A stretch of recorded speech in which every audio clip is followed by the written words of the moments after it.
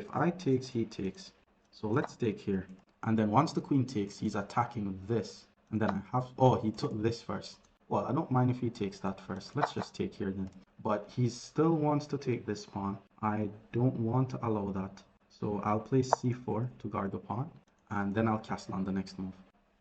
Okay, he en passant, let's just develop the knight. He's basically helping me, to be honest. And that's a nice pawn. It's weak, but it could also be a strong pawn.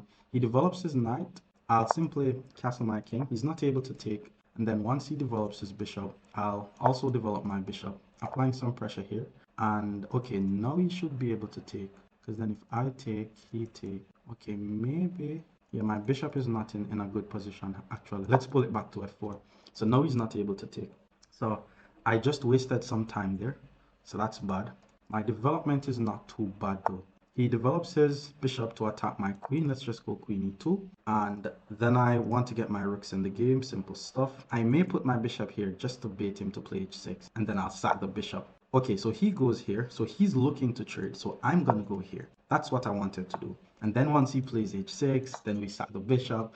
And then he's going to get checkmated. Okay, very thematic sacrifice, by the way, because he's not able to move the knight due to checkmate. It doesn't mean I'm winning, but it's just a very hard attack to defend against. He has some very active pieces though, so I may need to get my rooks in the game very, very quickly, especially since he's able to do this with the bishop. Maybe the sack was premature, but let's see. All right, let's start by giving a check here, because he's planning on attacking my queen anyways. He puts the king there. I'm happy with that, because now he's not able to attack my queen. Let's get the rook in the game. I'm down by a piece, so I don't want to be trading too much. All right, he pulls the bishop back. How do I do this? I want to do this, but then he takes. I'm trying to find a way to get my rook in the game. So let's take this rook, check, and then swing this rook in the game. And then my rook is going to be in the game, and then his rook is not going to be in the game. Obviously, we don't want to trade because I'm down, so let's give a check here. And then once he responds to the check, I'll swing my rook over. This is winning. If he moves the king, my bishop checks, and that's mate.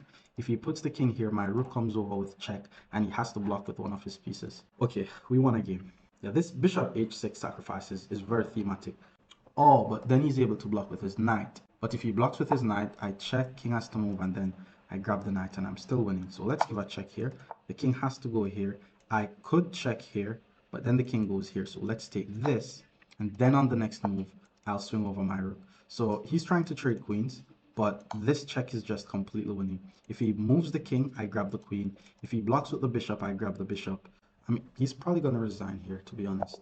And he resigns. Hit subscribe for more.